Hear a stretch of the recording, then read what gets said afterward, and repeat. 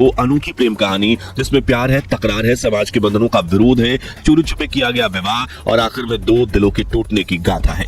दरअसल सदियों से ये परंपरा चली आ रही है कि एक राजघराने का रिश्ता दूसरे राजघराने से ही जोड़ा जाता है, लेकिन महज 18 साल की उम्र में राजकुमारी दिया जयपुर राजघराने में काम करने वाले एक नौकर को दिल दे बैठी, जो थे SMS म्यूजियम ट्रस्ट में काम करने वाले कर्मचारी नरेंद्र सिंह। एक ऐसी निडर राजकुमारी जिन्होंने दुनिया के 7 अजूबों में से एक ताजमहल पर अपनी मालकी का दावा ठोक दिया, जिन्होंने परिवार के खिलाफ जाकर अपने महल में काम करने वाले नौकर से चुपके से शादी कर ली और जब यह खबर दुनिया के सामने आई तो पूरे भारत में सनसनी मच गई।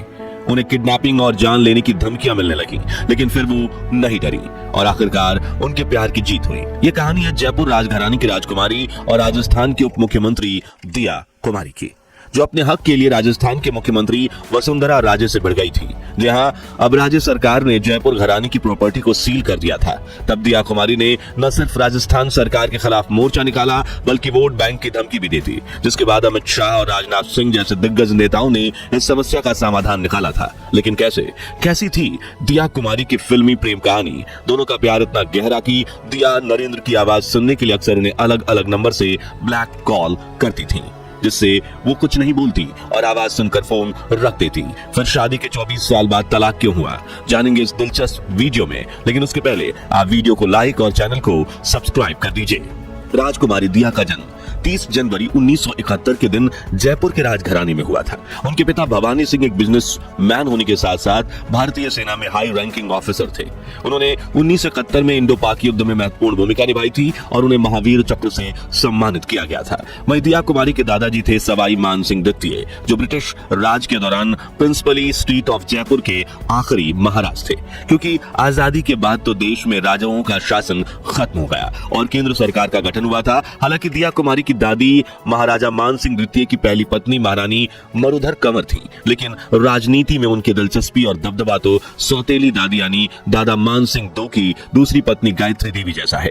जी हाँ, वही गायत्री देवी जिन्हें आपातकाल के दौरान इंदिरा गांधी सरकार ने तिहाड़ जेल में कैद करवा दिया था। उनके महलों पर कई छापे लगवाए थे, जयपुर रियासत के शाही खजाने से 8 करोड़ रुपए का खजाना जब्त करवाया था और 30 साल कोर्ट केस चलने के बाद यह खजाना जयपुर रियासत को मिला था। ठीक वैसे ही गायत्री देवी की पोती दिया कुमारी भी अपनी मिल्कियत के लिए सरकार के खिलाफ एक बड़ी जंग लड़ चुकी हैं और फर्क सिर्फ इतना था कि ये जंग विपक्ष के खिलाफ नहीं बल्कि उनकी पार्टी के सदस्य और उस वक्त राजस्थान के मुख्यमंत्री वसुंधरा राजे के खिलाफ थी। तो इसकी कहानी काफी दिलचस्प है। तो 24 अगस्त 2016 के दिन राजस्थान की वसुंधरा राजे सरकार ने बीजेपी की तत्कालीन विधायक और राजकुमारी दिया कुमारी की 12 बीघा से ज्यादा बेशकीमती जमीन को सील कर दिया, वो भी बड़ी पुलिस फोर्स के साथ। इस दौरान मौके पर बीजेपी विधायक दिया कुमारी और जयपुर विकास प्राधिकरण के आयुक्त शिखर अग्रवाल के बीच तीखी तकरार हो गई और उन्होंने सरकार की मनमानी के खिलाफ मोर्चा खोल दिया।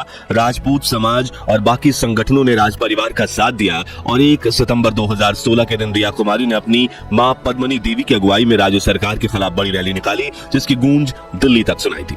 यहाँ राजकुमारी भी अपनी जमीन के कागजात लेकर दिल्ली में भाजपा आलाकमान के दफ्तर पहुंची, जहां उन्होंने अमित शाह और राजनाथ सिंह के सामने पूरी बात रखी, कागजात दिखाए, वसुंधरा सरकार के खिलाफ कार्रवाई की मांग की और राजपूत वोट बैंक की चेतावनी भी दी थी, जिससे बीजेपी हाईकमान की टेंशन बढ़ने लगी। इसलिए उन्होंने तुरंत एक कमेटी का गठन किया, जिसमें गजेंद्र सिंह खिमसर, राजेंद्र राठौर, राजपाल सिंह शेखावत और अशोक परनामी को शामिल किया गया और सौदान सिंह जैसे दिग्गज नेता को इस विवाद का हल निकालने की जिम्मेदारी सौंपी गई, जिन्होंने सबसे पहले दिया कुमारी को पार्टी कार्यालय बुलाकर उनके साथ 2 घंटे लंबी मीटिंग की और अगली सुबह मुख्यमंत्री वसुंधरा राजे के साथ 6 घंटे लंबी मैराथन बैठक की, जिसमें राज्य सरकार का रुख नरम पड़ा और आखिरकार जयपुर विकास प्राधिकरण ने जयपुर राजघराने की इस विवादित जमीन से सील हटा दिया, वो भी बिना देरी किए रविवार की छुट्टी के दिन।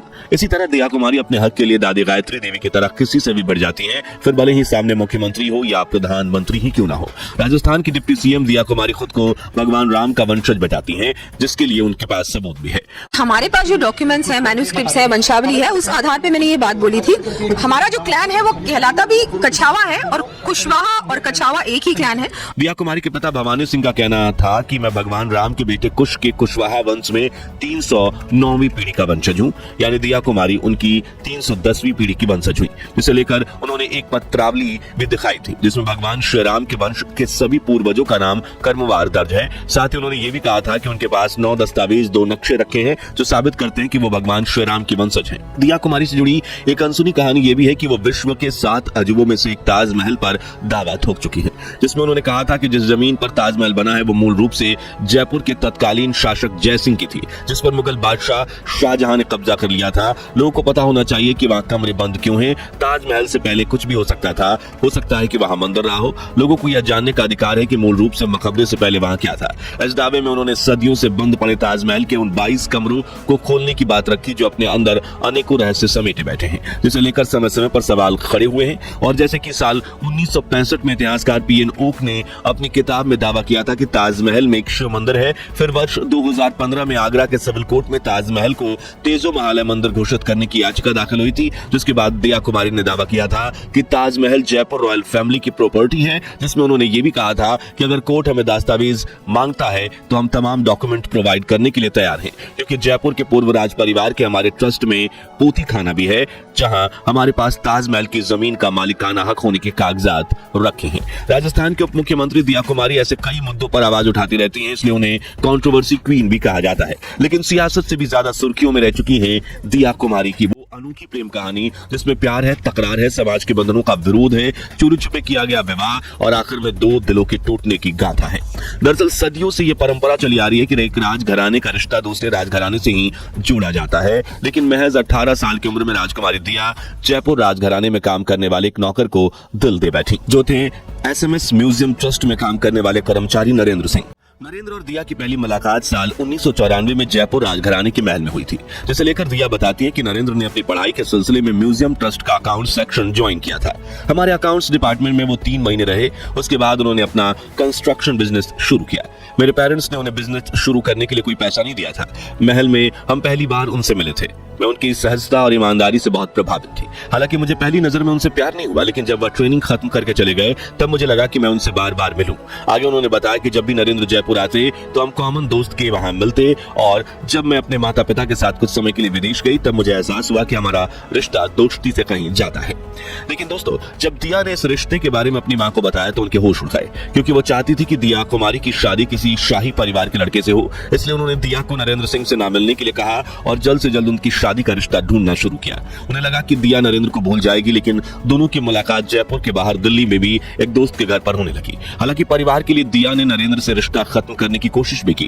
दोनों ने काफी लंबे समय तक एक दूसरे से बात करना भी बंद कर दिया, लेकिन दोनों का प्यार इतना गहरा था कि ये कोशिश भी नाकाम हुई। दरअसल दिया नरेंद्र की आवाज सुनने के लिए अक्सर उन्हें अलग अलग नंबर से ब्लैंक कॉल करती थी, जिसमें वो कुछ नहीं बोलती और फोन रख देती थी। लेकिन 6 महीने बाद एक दिन दिया ने नरेंद्र से बात कर ली। दोनों को एहसास हुआ कि वो एक दूसरे के बिना नहीं रह सकते, और साल 1994 में दोनों ने चुपके से शादी कर ली। ये विवाह आर्य समाज तरीके से हुआ था, जिसके बाद इन्होंने अपनी शादी को कोर्ट में भी रजिस्टर करवा दिया था।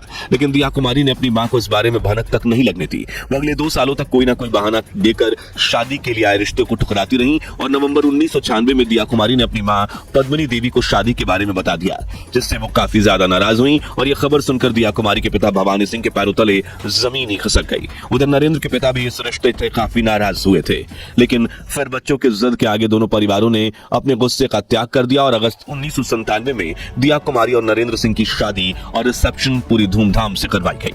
हालांकि असली परेशानियां तो तब शुरू हुई जहां शादी के बाद दिया को किडनैपिंग और सुसाइड स्क्वाड भेजने की धमकियां मिलने लगी। इस शादी को लेकर उनके समाज ने भी ऐतराज जताया, क्योंकि दिया कुमारी और नरेंद्र सिंह एक ही गोत्र के थे और दिया कुमारी की शादी का खामियाजा उनके पिता को भुगतना पड़ा।